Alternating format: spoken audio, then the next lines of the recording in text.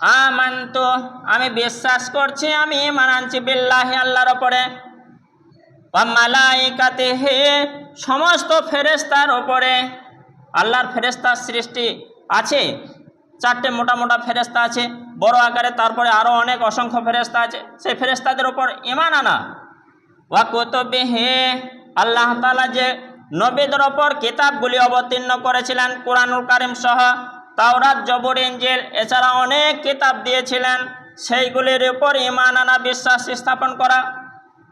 ওয়া রাসূলিহি যত রসুল আল্লাহ পাঠিয়েছিলেন সমস্ত রসুল এর ওপর ঈমান আনা, বিশ্বাস স্থাপন করা। ওয়াল ইয়াউমিল আখিরি আর আখিরাতের একটা দিন আছে, হাসরের একটা দিন আছে, বিচারের একটা দিন আছে, সেটার ওপর বিশ্বাস করা। ওয়াল কদরি খায়রিহি আমার তকদিরে ভালাই আছে।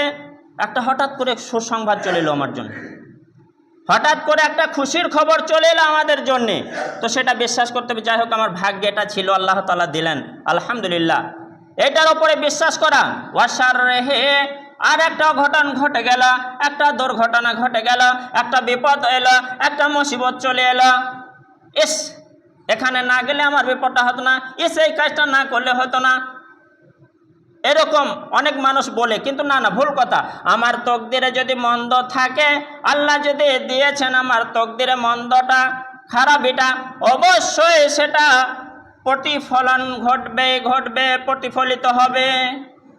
তো আমার ভাগ্যে ছিল, আমি যেতে যেতে যেতে হজট খেয়ে গেলাম, নোকটা উঠে গেল, তো সেটা কারণে যে এই আলে না পেরোলে হতো না, এরকম নয়, আমার ভাগ্যে ওটা ছিল, তাই হয়েছে। এটার উপর বিশ্বাস স্থাপন কর।